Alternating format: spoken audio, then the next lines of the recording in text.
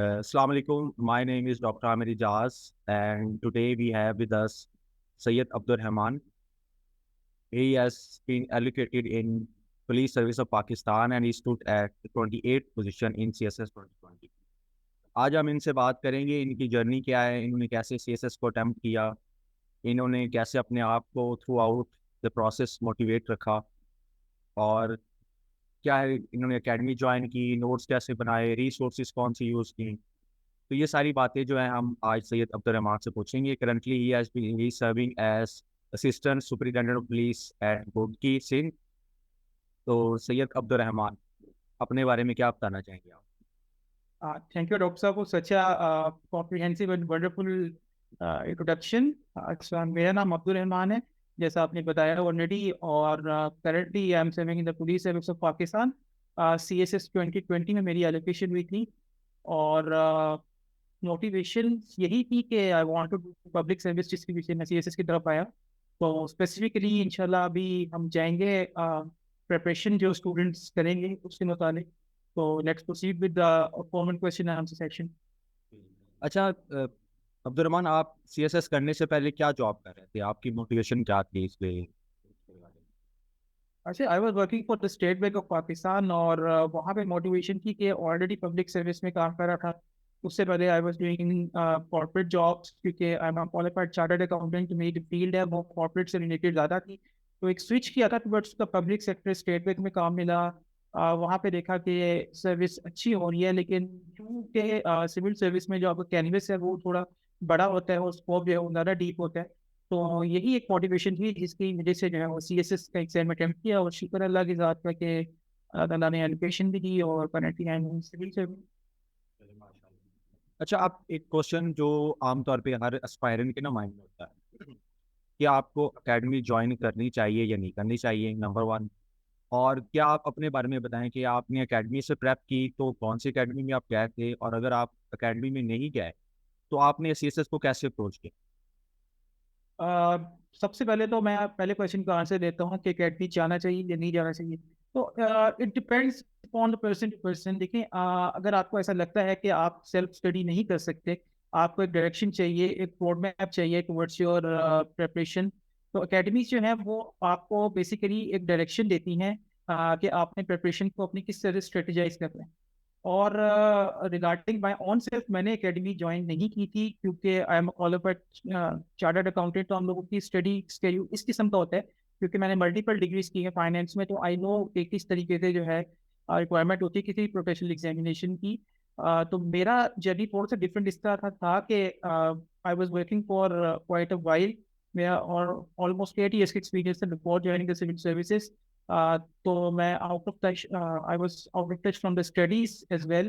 तो मेरे ख्याल से मैं उस तरीके से प्रिपरेशन नहीं कर सकता था, क्योंकि I was doing a full time job. और जॉब में क्योंकि आपकी स्ट्रिंजेंट टाइमिंग्स होती हैं, आपको डेडलाइंस होती हैं, लेट सिटिंग्स होती हैं, तो उस तरीके से फिर मैं एकेडमी को जो है उसके टाइमिंग्स को मैनेज नहीं कर सका था। और प्रिपरेशन का टाइम भी मेरे जो है कि इसमें थोड़ा सा जो है वो कम था कंपेयर टू अदर कैंडिडेट्स, और इतना ज़्यादा इंस्पिरेशनल जर्नी नहीं है। तो मैं तो कैंडिडेट्स को ये सजेस्ट करूंगा कि प्लीज इसको डिवोट करें ज़्यादा से ज़्यादा टाइम, क्योंकि there is no one shoe that fits on. तो आपको अपनी जो प्रिपरेशन की स्ट्रेटेजी है वो टेलर मेड करनी है towards your own self. You are your own best जज। आप सबसे पहले देखिए आपकी क्या स्ट्रेंथ्स हैं, आपकी क्या वीकनेसेस हैं, उसके अकॉर्डिंगली आप देखें कि आपने कौन से सब्जेक्ट्स चूज करने हैं, उनमें कितनी मेहनत चाहिए। Basically all starts by jotting down the syllabus. आपने देखना है कि सिलेबस आपने कितना इजीली जो है वो कवर करना है। तो ये स्ट्रेटेजी है इस सिलसिले में। अच्छा, जो सब्जेक्ट सिलेक्शन होती है CSS के अंदर, ये बड़ी इंपॉर्टेंट होती है जो आपने ऑप्शन सेलेक्ट करा। सबसे पहले तो हमें अपने ऑप्शंस के बारे में भी बता दें कि आपके कौन से ऑप्शंस थे। और दूसरा, आप थोड़ा सा सब्जेक्ट सिलेक्शन जो आपने खुद की उसके बारे में बताएं, और एक as a whole CSS journey के अंदर कैंडिडेट्स को क्या चीज़ें माइंड में रखनी चाहिए while choosing the subject. Subject selection जो है वो एक बहुत ब्रॉड टॉपिक है, इसके ऊपर काफ़ी डिबेट हो सकती है। लेकिन हार्ड एंड फास्ट रूल तो कोई इसमें ऐसे नहीं है, आप कोई भी सब्जेक्ट चूज कर सकते हैं। सबसे पहले तो एक माइथोलॉजी जो है वो बहुत सारे एस्पिरेट्स के अंदर होती है कि कुछ सब्जेक्ट्स जो है वो बहुत हाई स्कोरिंग होते हैं, कुछ लो स्कोरिंग होते हैं। तो ये माइथोलॉजी मैं क्लियर करता हूँ कि देखिए कोई भी सब्जेक्ट जो है वो हाई स्कोरिंग या लो स्कोरिंग नहीं होता। अगर आपकी प्रिपरेशन अच्छी है, आप अच्छा लिख सकते हैं, आपके पास डीप कंसेप्चुअल अंडरस्टैंडिंग है, जो कि एक वर्ड हम यूज़ करते हैं किसी भी प्रोफेशनल क्वालिफिकेशन में, आपके पास आर्ग्यूमेंट्स हैं, आप इनोवेटिव हैं, आप कोई नई चीज़ क्रिएट कर सकते हैं, आप एनालाइज़ कर सकते हैं सिचुएशंस को, तो आप बहुत अच्छा स्कोर गेन कर सकते हैं। तो सबसे पहले तो आपने ये देखना है कि कौन से सब्जेक्ट है जिनमें आपका इंटरेस्ट है। अगर आपका एक सब्जेक्ट में इंटरेस्ट ही नहीं है, आप उसको क्रैम करके जाएँगे, तो खुदा ना खास्ता अगर थोड़ा-सा भी इस तरह का अनकन्वेंशनल सा एग्ज़ाम आ गया, जिसमें उसने कि आपकी अंडरस्टैंडिंग को टेस्ट कर दिया, तो मेरे ख़्याल से फिर डिफ़िकल्ट हो जाता है एग्ज़ाम को एस करना या उसमें बहुत अच्छे मार्क्स लेना।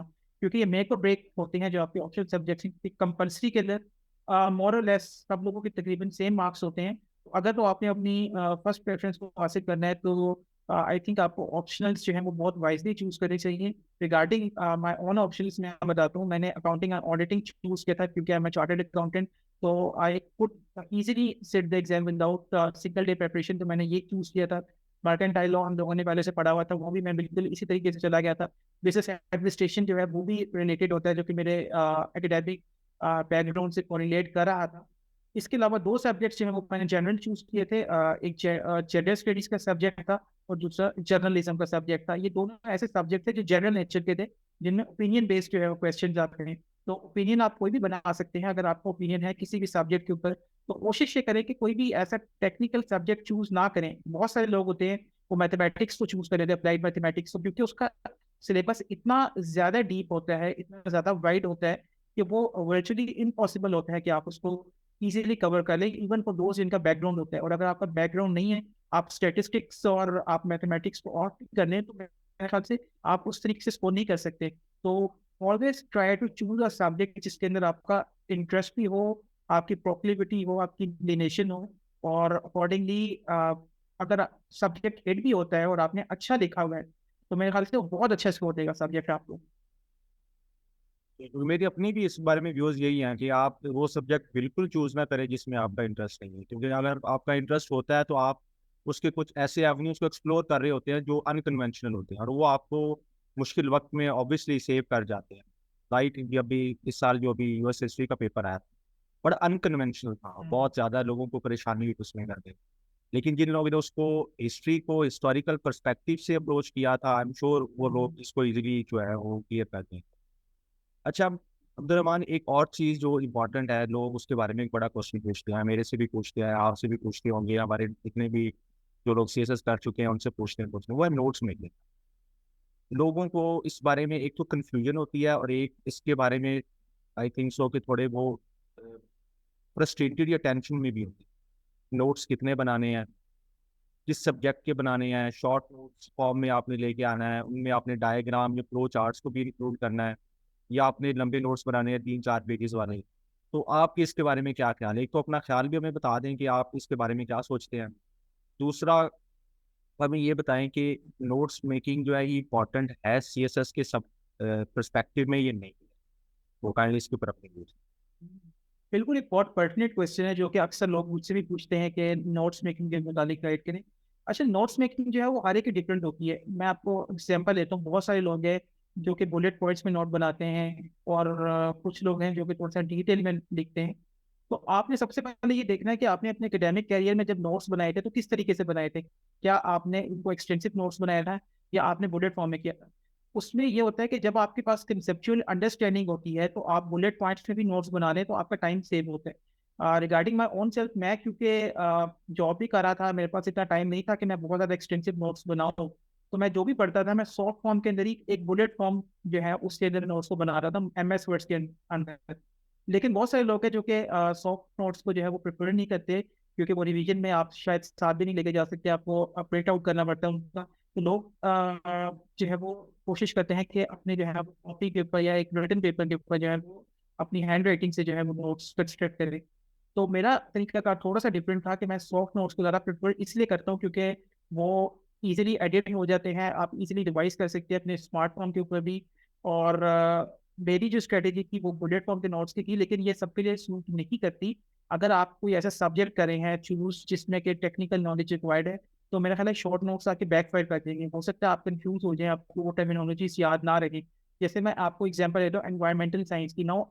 एक साइंस का स्टूडेंट है, उसके पास ऑलरेडी बैकग्राउंड होता है, लेकिन अगर कोई जिसके पास साइंस का बैकग्राउंड नहीं है, कोई मैं एग्जांपल लेता हूँ, कोई आर्ट्स पढ़ के जा रहा है या कोई अकाउंटिंग पढ़ के जो है वो एनवायरमेंटल साइंस को ऑप्ट कर रहा है, तो मेरे ख्याल से उसको एक्सटेंसिव नोट्स बनाने की ज़्यादा ज़रूरत होगी compare to short bullet forms, क्योंकि बुलेट फॉर्म में तो आप तब नोट्स को बनाइए जब आपके पास एक अंडरस्टैंडिंग हो कॉन्सेप्चुअल, कि आपको सिर्फ और सिर्फ एक हेडिंग्स याद हो जो कि आप एग्जाम में जो है रेप्लिकेट करें, नीचे का जितना भी कंटेंट है वो आप इजीली क्रिएट कर सकते हैं। और नोट्स मेकिंग में जहाँ तक आपकी बात है डायग्राम्स की, तो ठीक है, अगर आप समझते हैं कि आपको डायग्राम्स फ्लो चार्ट से ज़्यादा इजीली डिवाइड होता है तो आप वो बना सकते हैं, लेकिन इसमें फिर अगेन टाइम बहुत लगता है, तो डिपेंड करता है कि आपके पास टाइम कितना है। क्योंकि अगर तो आपने इसको अच्छे तरीके से ऑप्ट करना है, एक अच्छी पोजीशन लेनी है, तो मेरे ख्याल से 6 से 8 महीने की प्रिपरेशन चाहिए होती है। जब आप हैप्पैज़ार्ड प्रिपरेशन करते हैं तो फिर it boils down to a lot of factors. इसमें ये होता है कि आपका इंटरव्यू का क्या स्कोर है, आपका रिटन का क्या स्कोर है, लेकिन रिटन जो है वो बहुत इंपॉर्टेंट होता है अगर आपके रिटन में मार्क्स हों, क्योंकि इंटरव्यूज जो है वो बहुत सब्जेक्टिव होता है, बहुत जजमेंटल कॉल होती है पैनलिस्ट की। तो मेरे ख्याल से रिटन के ऊपर बहुत ज़्यादा मेहनत करनी चाहिए। अगर आपके रिटन के अंदर मार्क्स अच्छे हैं तो आपको आपकी फर्स्ट चॉइस बहुत इजीली मिल जाती है। अच्छा, एक और चीज़ मैंने नोट की, लोग बहुत ज़्यादा नोट्स मांगते हैं, एस्पायरेंट्स होते हैं डिफरेंट लोगों से, कि आप हमें कोई अगर किसी की मेंटोरशिप प्रोग्राम में भी होगा तो वो उससे पूछ रहे होते हैं कि सर आप हमें नोट्स देंगे, या मार्केट में जो अवेलेबल नोट्स होते हैं डिफरेंट सब्जेक्ट्स होते हैं वो लोग उठा के तो उनको पढ़ना शुरू कर देते हैं। आप एडवाइस करेंगे ये नोट्स पढ़ना, या आपके ख्याल में अपने खुद से पढ़ाने चाहिए? जी बिल्कुल, ये एक बहुत बड़ा आप कह लें कि मार्केट के अंदर एक डिलेमा है कि लोग चाहते हैं कि वो शॉर्टकट के थ्रू तैयारी कर लें। अच्छा, ये बता दूँ, देखिए नोट्स ना, अगेन मैंने फर्स्ट क्वेश्चन के आंसर में कहा था, टेलर मेड होते हैं अकॉर्डिंग टू सिचुएशन। तो हो सकता है कि जो नोट्स किसी और ने बनाए हैं वो आपके लिए इतने सूटेबल ना हो, ठीक है, क्योंकि आपने अपनी प्रिपरेशन करनी है, आपका एक अपना माइंड है, आप अपने माइंड के हिसाब से करें। बहुत सारे लोग होते हैं वो टर्मिनोलॉजीज कुछ इस किस्म की यूज़ करते हैं। मैं एग्जांपल देता हूँ, फॉर एग्जांपल कुछ लोग बहुत ज़्यादा इंग्लिश के वर्ड्स जो है वो यूज़ करते हैं, जो कि क्योंकि नेशनल लैंग्वेज होती है, उनकी स्कूलिंग इस तरह से हुई होती है, उनकी यूनिवर्सिटी लाइफ होती है। जैसे कोई मैं खुद भी बताता हूँ कि अगर आपका अकाउंटिंग का बैकग्राउंड है, आप बिल्कुल एक डिफरेंट लैंग्वेज यूज़ करते हैं, अगर आपका साइंसिस का उनको डिफरेंट करते हैं। तो इवन अगर आपके बैकग्राउंड का बंदा भी वो नोट्स बना रहा है, तो ये ज़रूरी नहीं है कि वो आपको नोट्स समझ में आ जाए या आप उनका बेहतरीन तरीके से जो है वो इस्तेमाल कर सके। तो मेरी तो एस्पिरेंट्स को एक हम्बल सी एडवाइस है कि प्लीज़ अपने नोट्स खुद बनाइए। आप जो don't go for the run of the mill, ठीक है, आप चूज कीजिए सब्जेक्ट्स भी अपने खुद, और अपने नोट्स को भी करें, इस चीज़ के ऊपर मेहनत करें, क्योंकि मेहनत ये है जो अल्लाह ताला रिवॉर्ड करता है। अगर आप ऑनेस्टी से मेहनत करेंगे तो मेरे ख्याल में जर्नी जो है वो मैटर करती है डेस्टिनेशन से ज़्यादा। तो अगर आप उस जर्नी को ही कॉम्प्रोमाइज़ कर देंगे शॉर्टकट की तरफ जाके, हो सकता है आपका पास हो भी जाए, लेकिन फिर अगेन वो जो एक जर्नी होता है जिसमें आप मेहनत करते हैं, आप चीज़ को समझते हैं कि कहीं न कहीं जो आप स्टडी कर रहे हैं वो आपके ज़रूर काम में आएगी। तो इसलिए मेरा तो सिंसियर मशवरा यही है कि अपने नोट्स बनाइए, लेकिन अगर आपके पास प्रिपरेशन के लिए टाइम कम है, लेट्स सपोज़ आपके पास 2 टू 3 मंथ्स हैं, आप जॉब भी कर रहे हैं, आपके हालात इस किस्म के हैं कि आपके एज गुज़री है अटेम्प्ट की, तो फिर आप बेशक किसी के नोट्स को कंसल्ट कर लें। लेकिन फिर भी इट्स एडवाइजेबल कि कोशिश करें कि डीप अंडरस्टैंडिंग आपको कॉन्सेप्ट की हो, और अपने नोट्स जो है वो बनाएँ। और मार्केट से तो मिल ही जाते हैं, बहुत सारे लोग हैं जो कि सेल कर रहे होते हैं फेसबुक के ऊपर अपने नोट्स, जिनके बहुत अच्छे मार्क्स भी आए होते हैं, लेकिन ज़रूरी नहीं है कि उनके पास जो नोट्स हैं उनसे आप भी सब कुछ कर लें, क्योंकि you have to stand out in the exam.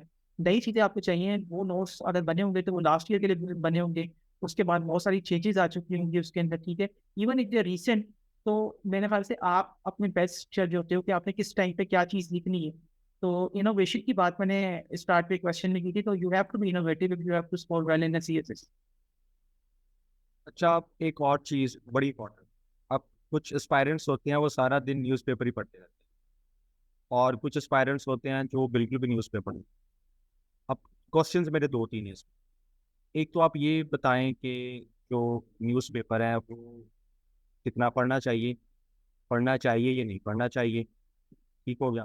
उसके अलावा आप ये बताएं कि जो करंट अफेयर्स के रिसोर्सेज हैं, लोगों के लिए ये बड़ा एक मुश्किल सब्जेक्ट लोगों को लगता है, क्योंकि इसकी फील्ड बड़ी इसका स्कोप बड़ा वाइड है। और दूसरा ये होता है कि करंट अफेयर के अंदर आपको ऐसे भी हेल्प हो रही होती है, पाकिस्तान अफेयर में हेल्प हो रही होती है, फिर जो हिस्ट्री के सब्जेक्ट्स रखते हैं उनको हेल्प हो रही होती है, फिर इंटरनेशनल रिलेशंस में हेल्प करता है। तो एक इसके बड़ी वाइड इम्प्लीकेशन हैं इस सब्जेक्ट की। तो एक तो फिर ये भी बताइएगा कि आपने कौन सी रिसोर्सेज कंसल्ट की और न्यूज़पेपर के ऊपर भी आप अपना लाजमी कमेंट की। न्यूज़पेपर रीडिंग बहुत इंपॉर्टेंट होती है सीएसएस के पर्सपेक्टिव से, क्योंकि यूजुअली हम देखते हैं कि जो पाकिस्तान अफेयर्स का एग्जाम है, जो करंट अफेयर्स का एग्जाम है, और इसके अलावा समटाइम इस्लामियत में भी आपके जो करंट अफेयर्स है वो टेस्ट हो जाते हैं। इसके अलावा अगर आपने आईआर रखा है तो आईआर के लिए तो आपको लाजमी न्यूज़पेपर पढ़ना पड़ता है, ताकि आप जो लेटेस्ट डेवलपमेंट्स हैं उनसे एक्वेंट हो सके। न्यूज़पेपर रीडिंग किस तरह से हेल्प करती है? सबसे पहले वो आपकी हेल्प करती है ऐसे एग्जाम के अंदर। अगर आप न्यूज़पेपर नहीं पढ़ते तो आप ऐसे इजीली एस नहीं कर सकते। अच्छा, अब बात आ जाती है कि हम कौन से न्यूज़पेपर्स पढ़ें, ठीक है? You have to consult a variety of sources. आपको स्टैंड आउट करना है एग्जाम में, अगेन क्योंकि it's a competition, it's not a study.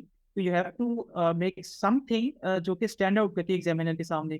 तो I use to consult Al Jazeera, the Guardian, New York Times, Washington Post. अब ये और वो के पेड हो गए दोनों, न्यूयॉर्क टाइम्स और वॉशिंगटन पोस्ट भी। तो अब एस्पिरेंट्स को शायद उस तरीके से अनअबेटेड एक्सेस ना मिले इन सब्जेक्ट्स का। इसके अलावा वॉल स्ट्रीट जर्नल पढ़ता था मैं। इसके अलावा जो भी आपके पास जो है वो अच्छी वेबसाइट्स आती थी, आप उसको कंसल्ट कर सकते हैं। टीआरटी वर्ल्ड एक बहुत अच्छी वेबसाइट है जो कि आपको इन डेप्थ एनालिसिस देती है किसी भी सिचुएशन के ऊपर। तो मल्टीपल सोर्सेज को कंसल्ट करें। देखिए, कोशिश जो मेरी स्ट्रेटेजी थी वो ये थी कि जो टॉपिक्स आपको लगता है कि टेस्ट होंगे, जैसे सपोज करें कुछ टॉपिक्स होते हैं, हॉट टॉपिक्स होते हैं, जैसे आजकल आप देखिए पॉलिटिकल इंस्टेबिलिटी के ऊपर जो है वो क्वेश्चन आ सकता है अगर इस टाइम पे कोई एग्जाम हो, जैसे स्पेशल सीएसएस होने वाला है, ठीक है। इसके अलावा क्लाइमेट चेंज के ऊपर आ सकता है, अभी जो COP 27 हुई थी उसके रिगार्डिंग को क्वेश्चन पूछा जा सकता है, ठीक है। उसके बाद फिर आपके जो कंट्री की इकोनॉमी इस वक्त जो है वो एक डिलेमा में है, ठीक है। तो डेबिलिटेटिंग सिचुएशन ऑफ इकोनॉमी जो है उसको टेस्ट किया जा सकता है, IMF को टेस्ट किया जा सकता है, ठीक है। एक बैकिंग बॉल सिंड्रोम है उसको चेक किया जा सकता है। इंटरनेशनल पॉलिटिक्स में जो चेंजेस आ रही हैं उनको टेस्ट किए जा सकते हैं। तो आपको इन डेप्थ नॉलेज की जरूरत होती है। और सोर्सेज की मैंने आपको बता दिया है, तो ये सोर्सेज है जो कि आपको कंसल्ट करने चाहिए। इसके अलावा कुछ करंट अफेयर्स की मैगजीन्स मार्केट्स में अवेलेबल होते हैं, आप चाहते हैं तो आप उनको भी कंसल्ट करें, क्योंकि वो ये होता है कि एक टॉपिक को जो है वो एक ही आर्टिकल के अंदर जो है वो समराइज कर देते हैं, लेकिन वो आपको एग्जाम से तो 2 महीने पहले करना चाहिए। और करंट अफेयर्स की जो प्रिपरेशन है वो आपकी स्टार्ट होती है एग्जाम से 3 से 4 महीने पहले। अगर आप उससे पहले कर रहे हैं तो आप ये गलत करें, क्योंकि चीज़ें चेंज होती हैं। आपका जो करंट अफेयर्स होता है वो ये होता है कि आपने एग्जाम से पहले जो है वो जितने भी करंट अफेयर्स हैं, करंट अफेयर का मतलब ये है कि रिसेंट जो चीज़ है, रिसेंट जो डेवलपमेंट्स है वो आपको जरूर पता होनी चाहिए एग्जाम से पहले। ये नहीं है कि जैसे ये रशिया यूक्रेन वॉर है वो 2022 से हो रही है, लेकिन जब आप 2024 का एग्जाम बैठेंगे तो आपने देखना है कि लेटेस्ट डेवलपमेंट क्या होगी। कोई एग्रीमेंट ही रीच हुआ है, जैसे रिसेंटली आपने देखा था फरवरी के अंदर जो रशिया के प्रीमियर हैं प्यूटिन, उनका अरेस्ट वारंट ICC जो इंटरनेशनल क्रिमिनल कोर्ट है उसने इशू किया था। ये एक डेवलपमेंट थी, ठीक है। फिर जो टेक्नोलॉजी अमेरिका ने यूक्रेन को ट्रांसफर की वो आपको पता होनी चाहिए रिसेंट डेवलपमेंट्स के अंदर। इस तरीके से एक एग्जाम्पल आपको दे रहा हूँ कि आपको चीज़ों का पता होना चाहिए कि रिसेंट डेवलपमेंट क्या चल रही है। उसके तरीके से जो है वो आप फिर अकॉर्डिंगली इसको टेलर कर सकते हैं। और ऐसे का एग्जाम आपका अगर आप न्यूज़पेपर नहीं पढ़ते तो उस तरीके से क्लियर नहीं होगा, क्योंकि न्यूज़पेपर से एक तो आपके वोकेबलरी बैंक बढ़ता है, दूसरा आपकी नॉलेज बढ़ती है, तीसरा आपकी आर्गुमेंटेशन बढ़ती है, चौथा आपका रिटन एक्सप्रेशन बेहतर होता है। तो जितना अच्छा आप पढ़ेंगे, best you read, the best you write, ठीक है। तो you have to consult multiple sources. ज़्यादा से ज़्यादा पढ़ना है, जितना ज़्यादा पढ़ेंगे उतना अच्छा आप लिखेंगे। और CSS एक ऐसा एग्जाम है जिसमें आपने अपने आइडियाज़ को एक्सप्रेस करना होता है। आइडियाज़ आपके कब डेवलप होंगे? जब आप क्वालिटी सोर्सेज से डिफरेंट आर्ग्यूमेंट्स करेंगे और उसके बाद अपने माइंड को यूज करके ओपिनियन जो है हम कंस्ट्रक्ट करेंगे। अब वो वाला ज़माना चला गया कि आपने 4 किताबें पढ़ ली, 5 किताबें पढ़ ली, 6 किताबें पढ़ ली, तो आप जो है वो अच्छा स्कोर करेंगे। अब स्कोर वही करता है तो करंट अफेयर्स को, न्यूज़पेपर को अच्छे तरीके से एनालाइज करता है, क्योंकि उनमें जो नॉलेज होती है वो एक तो करंट होती है, डिफरेंट ऑथर्स होते हैं, हर एक का एक अपना पर्सपेक्टिव होता है। तो जब आप डिफरेंट पर्सपेक्टिव से अपने आप को जो है वो इक्वेट करते हैं, अपने आप को एक्सपोज करते हैं, तो आपका एक अपना भी ओपिनियन डेवलप हो जाता है। और जब आपका एक अपना ओपिनियन डेवलप होता है तो आप एग्जाम में बहुत अच्छा परफॉर्म करते हैं। बिल्कुल सही बात की आपने, बड़ा ये एक्सटेंसिवली इसको एक्सप्लेन कर दिया है और मेरे ख्याल में एस्पायरेंट्स के लिए ये काफ़ी हेल्पफुल होगा। एक और चीज़ आप ये बताइए कि टाइम मैनेजमेंट और मोटिवेशन बड़ा इशू रहता है एस्पायरेंट्स के लिए। कितना पढ़ना चाहिए दिन के अंदर, आपने उसको स्ट्रेच कितना करना है, और अपने आप को थ्रू ये जर्नी जो है ना, ये सबसे डिफिकल्ट काम होता है मोटिवेट। ऐसा टाइम आता है जब आपको लगता है कि यार कोई फायदा नहीं है मेरे पढ़ने का, तो आप छोड़ने की तरफ भी जाते हैं। मटेरियल बहुत ज़्यादा होता है, फिर कॉन्फ्लिक्टिंग आपको चीज़ें मार्केट से मिल रही होती हैं, आप एस्पायरेंट से मिलते हैं तो डिस्करेज होते हैं। आप कोई वीडियो देखते हैं, आप किसी ऑलरेडी जो सीएसपी ऑफिसर्स होते हैं उनसे बातें करते हैं, तो आपको लगता है कि शायद मैं इस कैलिबर का नहीं हूँ कि मैं ये काम कर सकूँ, मैं ये एग्जाम जो है क्लियर कर सकूँ।